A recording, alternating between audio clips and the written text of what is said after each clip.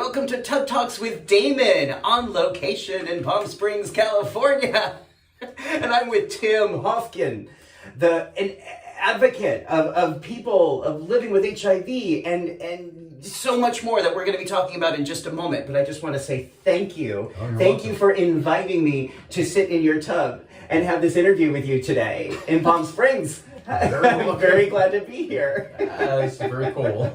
I know you have done a lot of interviews and you have done a lot of media, but has anyone ever interviewed you naked in a tub before? No. Okay. I'm glad to be your first. May not be your last, but I'm glad to be your first. So Tim, I'm starting these interviews by asking people, first of all, what they like most about their bodies. So tell me, what do you like most about your body? I definitely have pretty well-built calves and legs. Yeah. A lot of people think I'm a runner or a bicyclist. I'm just the natural good part of my body. Was that just always easy for you to keep up the muscles in your calves? Yeah, it's just that way. Yeah. Yes. Okay.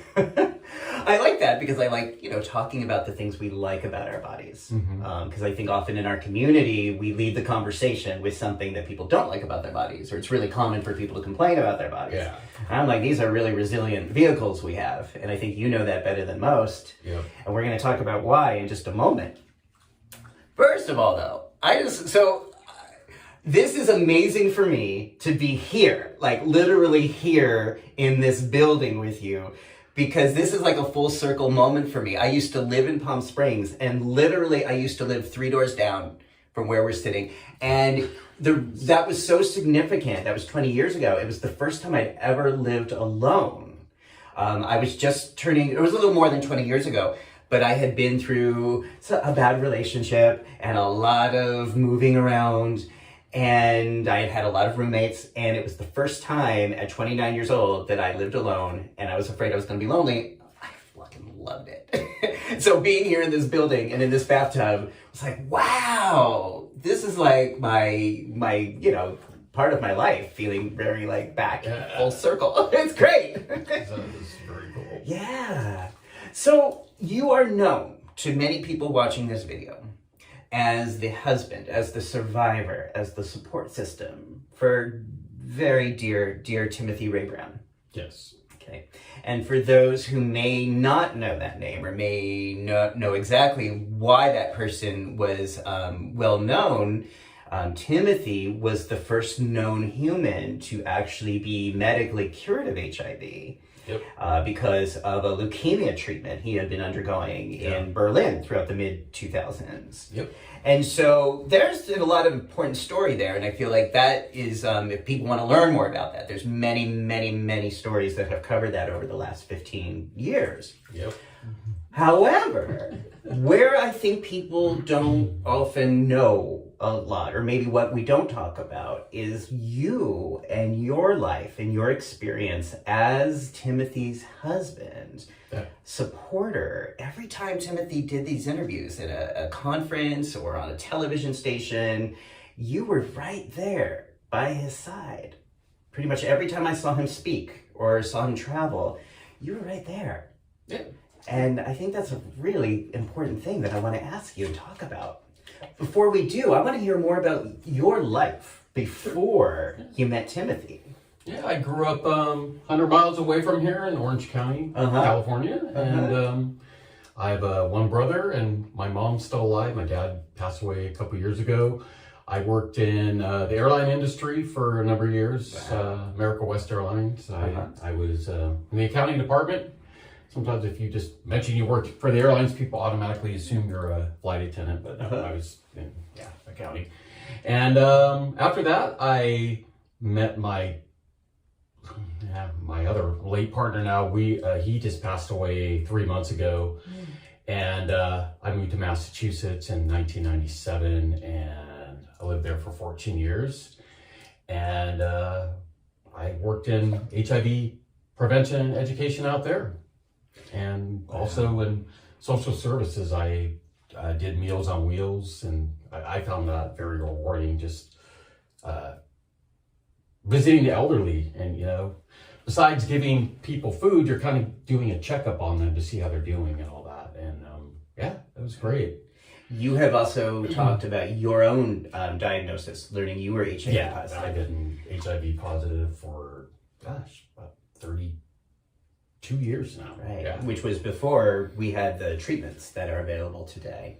Yeah, I started out on AZT, and then I pretty much went through many different combinations and became resistant to a lot of them. But now I'm on a, Persista, and Icentris, Cellentry. So I think that part of our history is often not talked about too. What the treatment regimens were like, or what people were trying to do to treat HIV before we had the established protocols in 1996. Yeah. So when you were diagnosed with HIV, did a doctor tell you or recommend that you start using AZT? Yeah, from what I recall, pretty much within a couple months of being diagnosed, I remember going on AZT, and it was, I don't think it was a really high dose, but it was still like, I think maybe 600 milligrams a day. And it made me nauseous and kind of tired at times. I don't think I really ever got anemic, but yeah, it was a tough drug, and same with some of the other ones. I mean, do you remember the names of the other drugs? Oh, like, oh my gosh, Hoeffgen was one of them, DDI, D4T, and a lot of those drugs, they would cause lipodystrophy. So, I've done facial fillers because they wreak havoc on people. Yeah. So that you had the facial wasting, the lipodystrophy is the deposit of calcium.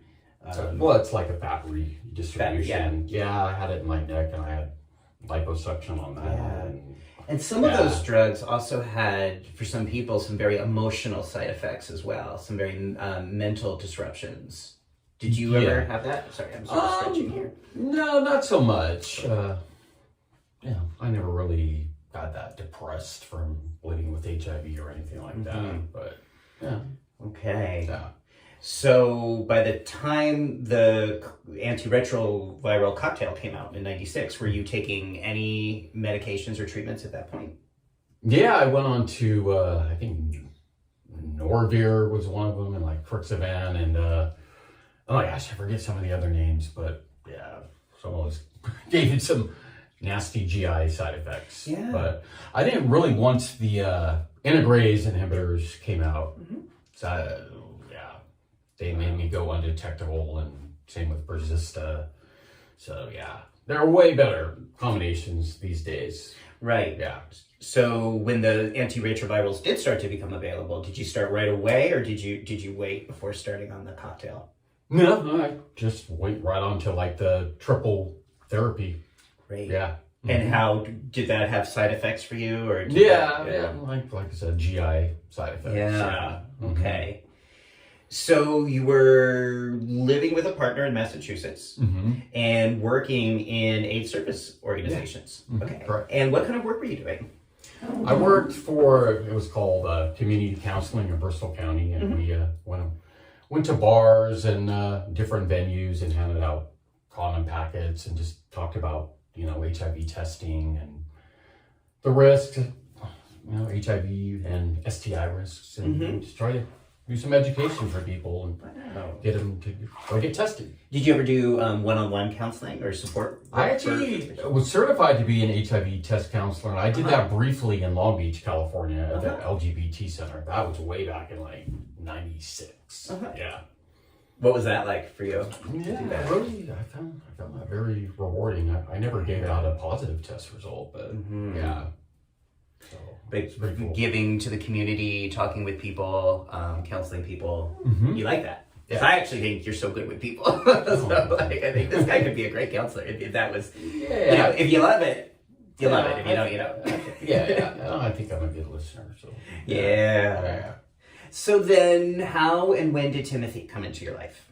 After I broke up with my ex in Massachusetts, I moved to Henderson, Nevada. My family was there, so I kind of lived at my parents' vacation home, and that worked out because they weren't there very often, so I had the whole house to myself. But I went on to the Scruff, the app, and one day I was like looking around, and I go, "Oh my God, this guy looks so familiar!" And it was Timothy Ray Brown, and I think I met him the next morning after talking to him, and we just hit it off right away, and just super sweet and funny. And so he was already known at that point for being the Berlin patient. He had that notoriety. Yeah, and he was on the cover of a Las Vegas gay magazine back in March of 2013 when we met. Wow. So, yeah. Okay, so you knew that he was very well known. Mm-hmm.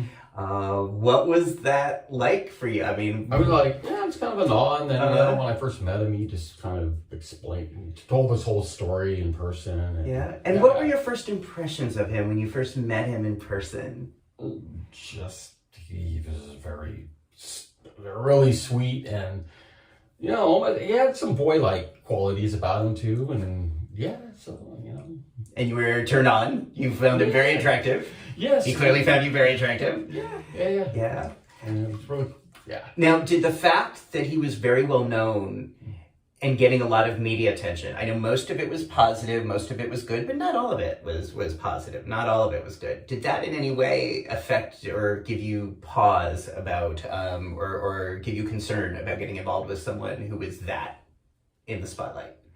No, not at all. I just wanted to be really supportive of him and help him out, because with all those treatments he had for leukemia and the stem cell transplant back in 2007, he did have some neurological issues, so sometimes he needed help with things, and I try to help out with media requests, especially in the last 2 or 3 years of his life, and Neurological things, maybe some memory deficits? Yeah, sometimes speech could be slightly affected, and his gait was a little off, but really though, in the last several months of his life, his speeches got a lot better. He was riding his bike a lot, going to the gym, so it was just it was just shocking when just out of the blue, he started getting all this back pain, and Wow. Yeah.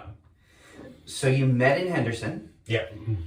Did you, I think I recall you living in Reno for a while. Or I totally am not getting that, right? No, not Reno. Yeah, just you were living in Henderson at first when I met you in the beginning. Like when I first met you, you were in Henderson. Yeah. Okay. Mm-hmm. For some reason I thought Reno, or that just could be my geography thing.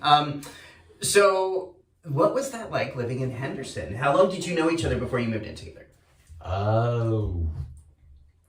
Well, we met in March of 2013, and we hung out a lot. But then he was, this cannabis science organization put him up in this really 5-bedroom house in Henderson. And then he had the lease was up, and he was in the process of moving back to Seattle and with his mom. But then I was in this house of my parents, and I said, Mom, can Tim come and live with me? And my parents were all for it, and I asked him, hey, do you want to move in with me? And he was So he was living with you and your parents? Yeah, well, my parents, that was just like a second home of theirs, so they were there maybe once a month, so we had the whole house to ourselves, so it was great. Wow. What was life like? I mean, aside from the media, aside from the interviews, what was daily life like with Timothy Ray Brown? Well, we like to go to the movies, go to the gym, cooking together, just typical domestic stuff. Yeah. What were the things that you look back on and say, wow, those were good times? What made them good times? Just to be able to spend time with him, and being in Europe, especially the time I went to Berlin with him for the first time, how he was so familiar with the city, and he just showed me around everywhere. So it was just good quality time, and having somebody that was my best friend. Yeah. I met you both in 2014, and I was just thinking about this today before this interview. I was doing a book signing in San Francisco, and I couldn't believe I saw you two walk in. And he told me he was going to come, but I was like, okay, he's Timothy Ray Brown. He's got a lot of things to do. There's no way that he's going to come to my little book signing. And you both walked in, and I was like, oh my God, you're both here. It was it's like, it was this very weird, that was one of those moments for me in my life. It's like, this is the really wonderful and weird turn that my life has taken. Mm-hmm. And that was great. And you both, really enhanced and gave me, it was wonderful to meet you both and hang out with you both. Yeah. And it was amazing because in the HIV world, Timothy was this, legend. And he is and was. But what I loved about both of you is that you're just so down to earth. You're like human beings. You were fun. You were nice. You were friendly. You were really fun to hang out and get some drinks with. It was wow, these are like real people making history. And that was for me just such a wonderful moment. And also, later down the road with the prep stuff, I started to see that sometimes people would see me that way.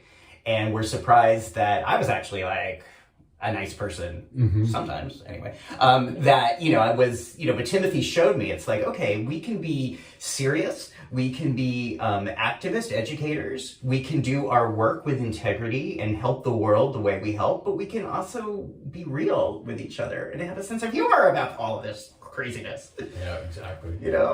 So again, I just was so grateful to both of you for being there, and that, we got a chance to meet then and talk. Yep. But one thing I've wondered, Tim, is that with all the years that you were with Timothy, during which he was getting a fair amount of publicity and attention, both television, print media, what was that like for you to be the partner, the husband, the support system, kind of behind the scenes? I was just in awe of it all, and it didn't bother me. And, I just try to be really supportive of him and making sure he wasn't getting too stressed out with social media stuff or interview requests. And so gladly was there and never, didn't stress me out. And Was there any downside to that for you personally, of being the supportive husband, the supportive partner of someone who was that much in kind of getting that much energy around them? Several years ago, there were some people that I think were trying to take advantage of him financially, like promising stuff about all this money and trying to get him involved with their organization. And man, that was just a bunch of bull that went on. Yeah. So then I pretty much just took over kind of managing his travels and requests to speak places and all that kind of stuff. Yeah. Yeah. Wow. Okay. And then you moved to Palm Springs. Yeah, that was in January 2015. Okay, how did you decide to come out to the desert? Because I was traveling from Henderson to here for my HIV care because I didn't like the HIV doctors in Nevada. So I was coming here, and I had a couple of good friends, and Timothy had a really good friend here, and so we were just out here at least every 2 or 3 months, and then we just, Tim said, I can't live in Anderson anymore. It's just, it's too boring here. And I agreed. It's just, it's a great for community for families and all that. But Palm Springs is just such a large LGBT population, and a lot of people are living with HIV here. So we just felt like this is the best place to be. Yeah. So there were a few years where you were living here and still I know you were doing a lot of traveling for a few years, between 15 and 2020. Yep. And then the pandemic hit. Yeah. And then tell me the timeline with the pandemic, and then when did Timothy start to have symptoms? Like, early 2020, he just was complaining about back pain a lot. Oof. And then both of our birthdays were in March, and then towards the end of March, he just kind of fell down in the kitchen, and then he was starting to have problems walking, like falling down, and like his eyes were darting off to the side, and he had been getting some steroid shots at the doctor for a month or two, but then his doctor finally was starting to suspect something, and he sent him in for an MRI, and the results came back, and he thought it was a lymphoma at first, but then he was admitted into Desert Regional Hospital, and they did a bone marrow biopsy, and then they discovered it was,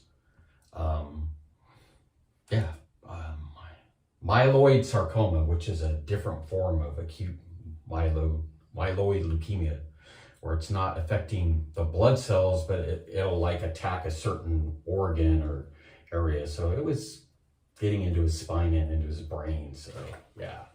So what was that like for you to learn? Oh my gosh, I was devastated when I first heard that the leukemia came back. It was just totally awful. And then he went into the hospital in LA. Oh, City of Hope. Yep. And he was there for, April, 3 months. And eventually they let me be in the hospital room with him and stay there for like 5 or 6 weeks. Right, because this was in the middle of the lockdowns in 2020. Yeah, this is like started happening in April when everything was really locking down, and so I could not come home. I just had to stay at the hospital. I could take walks on the hospital grounds, but they just thought it was really good that I was there because he was having a lot of cognitive issues and the side effects from the chemo and radiation, and And I did tell some people that, the leukemia returned, but I really kept it off of social media, and nobody knew about it until Tim and I talked, and we told the story to Mark King. Mm-hmm. That was like just a week before he passed away. Mm-hmm. So, yeah. So again, you're going through this now, the supportive spouse, while he's in the hospital, mm-hmm. and there's a pandemic happening, and the person you love is, developing symptoms and losing all their, so much of their brain and body mm-hmm. faculties. Yeah. How did you take care of yourself? What was that like? Oh, it was really tough. Yeah. But I just knew I had to be strong. That's a lot on you. Yeah. So I could tell I started to lose some weight because I just wasn't eating as much because of stress and all that, and especially towards the end when he was in hospice care, it was like, oh yeah, I definitely stressed out and wasn't eating enough. But yeah. Was there anything else that helped you get through that time? Just try to stay focused on him. Yeah. Yep. Mm. What did you learn about yourself from that experience? That I think I'm a pretty good caregiver. Like, gosh, wow. It was really physically draining and emotionally draining, but I did it. So, yeah. Mm-hmm. So then Timothy passed. Yes. This was September of 2020. Yeah, late September, yeah. Okay. Mm-hmm. What next for you? What happened? I mean, so he passed away, just like the next few days, what was that like for you? Well, a lot of people don't know this, but at our old apartment building, we were given notice to move out. Like, we had a 2-month notice while he was in hospice care. What? So, yeah, I don't even know if I've told you this. No, I didn't know. So, yeah, we had to... I had to worry about finding a place to move to while he was in hospice care. But, I kind of got it a little very, very pissed off at my landlord. Why were you... Because my landlord wanted to move back to the fourplex. We lived at a fourplex complex, and I kind of really chewed him out. But he said, well, you don't have to actually be out right at this date because I know you have to go what's going on with him. But it's just the timing of it was really bad. And I never told anyone this either, but 4 days after the story with Mark King came out that he was dealing with the cancer and in hospice care, my tires were slashed on my car. So, yeah. And then 4 days after that, he died.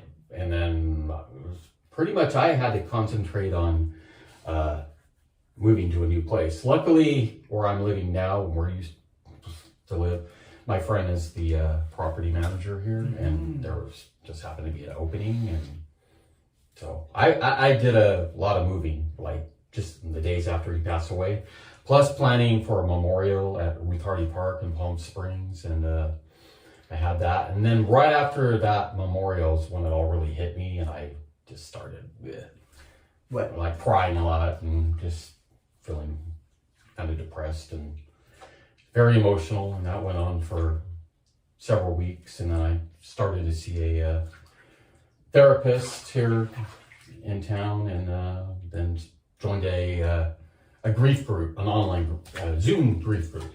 Yeah. So you took those steps to get through. Yeah. What else helped you get through those next few weeks and months? Just having the support of family and friends, and talking to people a lot that helped out, and knowing that just being depressed and isolating wouldn't be good, and just trying to move forward with my life, and doing things to memorialize Tim with like the bench here in Palm Springs, and the boulder in San Francisco. Where's the bench in Palm Springs? Hoeffgen Park, the wellness park. Yeah. Okay. And I'm on the board of Let's Kick Ass Palm Springs, and I just joined this new Martin Delaney collaboratory. It's called RID, Reversing Immune Deficiency. Yeah. Tell me more about those projects. Let's start with Let's Kick Ass. Let's Kick Ass is basically for people that have had HIV for a long time, and it's a group where we have like potlucks and coffee socials.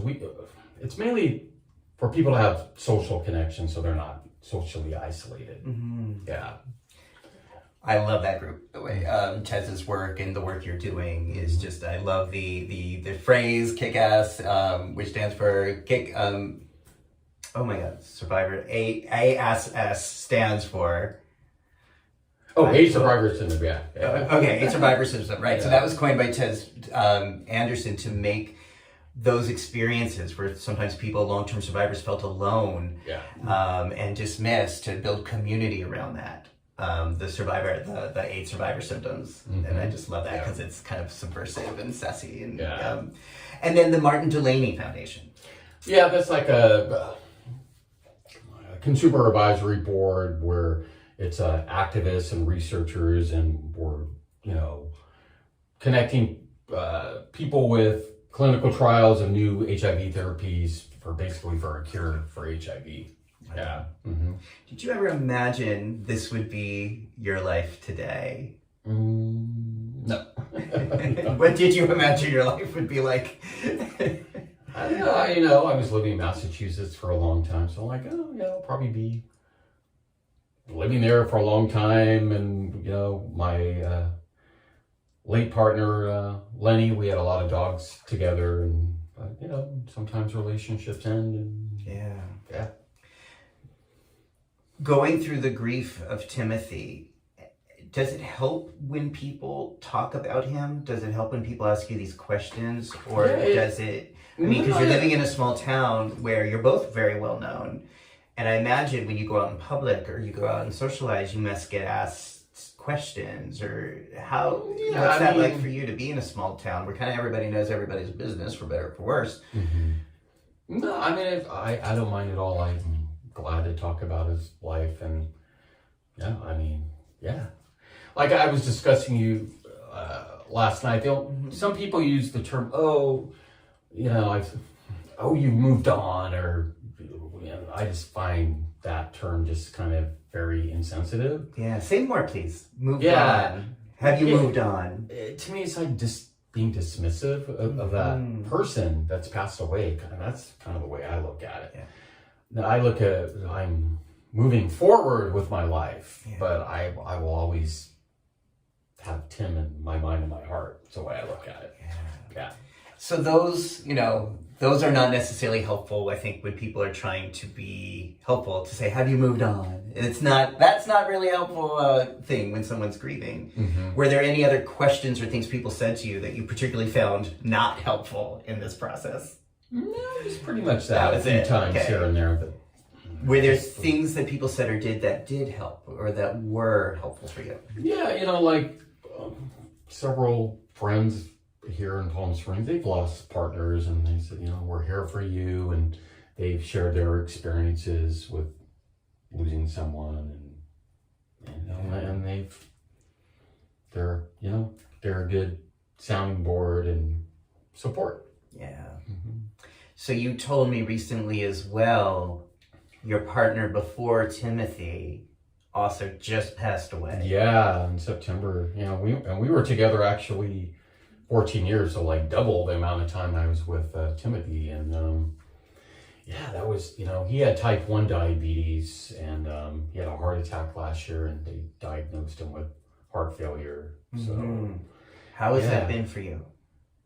Well, it was just kind of surreal, and I got a little bit emotional with his passing. I don't think the grief was intense as when Timothy passed away last year, because it was 10 years ago we broke up, but it was still there. It's like, oh my gosh, I'm dealing with this grief like not even a year after Timothy died.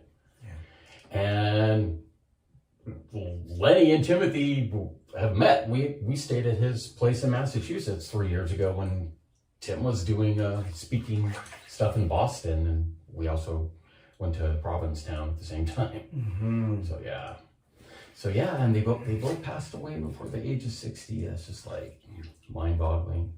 But to me, it's like, gosh, cancer and diabetes, they really suck. Yeah. And losing people who have been meaningful to you, contributed to your life. Yep. That sucks too. Oh, yeah, totally. It really does. Do you have any theories, philosophies, spiritual frameworks for understanding this level of loss that you're dealing with today?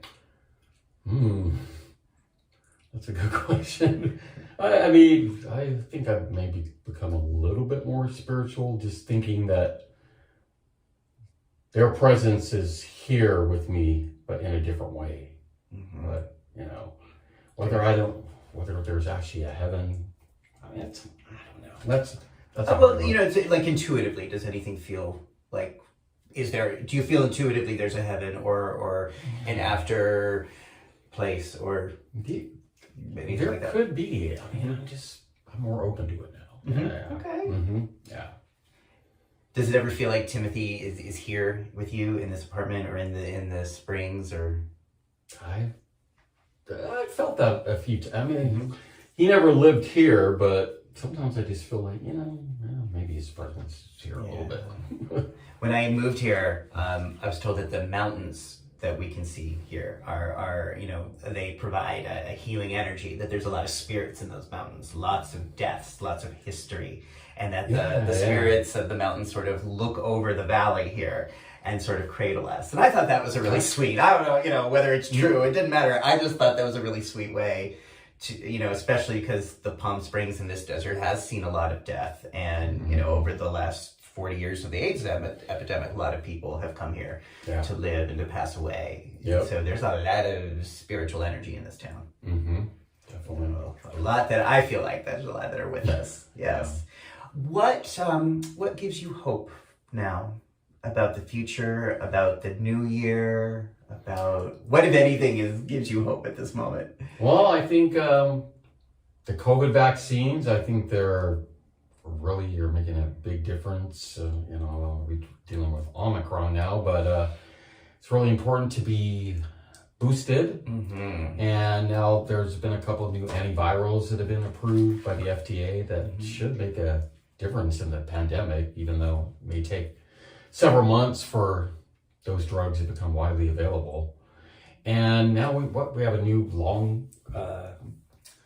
what do you call it? Long-acting injectable PrEP. Yeah, PrEP and treatment. There's HIV meds that are coming out that are injectables now. Mm-hmm. And so those are advances, and they give you hope for you. Why? Like, what do they signal to you? What do they mean to you, these changes? It's just that medicine and science has become more advanced, and I think it's just great that, you know, you can have a healthier sex life with PrEP as an option, and taking your HIV meds, you equals you, and Have you been dating or seeing anybody in here in the desert? I dated a few guys briefly over the summer, and okay. I don't have a boyfriend, but you know, I'm still friends with the guys, and you know, I'm open to whatever comes up in the future. Another partner, maybe one day, it'll happen. Wonderful. Yeah. Tim, I want to thank you so much for taking a lot of time because I was late today. But you being patient and taking time to speak to me and share your experiences and share your feelings with the public. And this is partly why I wanted to do this interview series, because I know some amazing, resilient people who are still in a process of healing and grieving, and having the ups and downs that come with that, the waves of grief that kind of hit you really unexpectedly sometimes. They still come a little bit. They do, and they come to me, but I think, you know, by having these conversations, talking about this with friends, talking about grief in a bathtub, and in a support group, as you mentioned, you know, this is how we move through, not forward, not over it, but through it.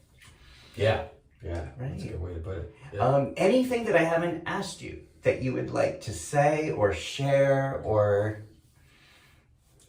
I think we have it all covered pretty much. Okay. I was glad to do this for you. Yeah. I appreciate that. And again, just marveling at the circle, like this is after all the situation with your living space, that this was a safe haven for you, this building. And this was very much a safe haven for me when I was going through some really intense shit 21 years ago. Yeah. So it's really neat to feel that energy here and to know that this place has been also a healing place for you as well as it was for me that back then. Yeah. All right, folks. Thank you for watching Tub Talks. If you liked the show, please subscribe in the little button down below.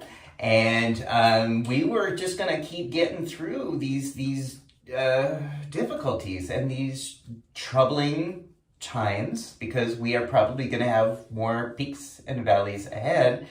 And I hope to just keep talking about them with my friends and heroes and people I know and admire in a bathtub. So keep watching Tub Talks for these talks, all right? If people want to follow you, where can they find you?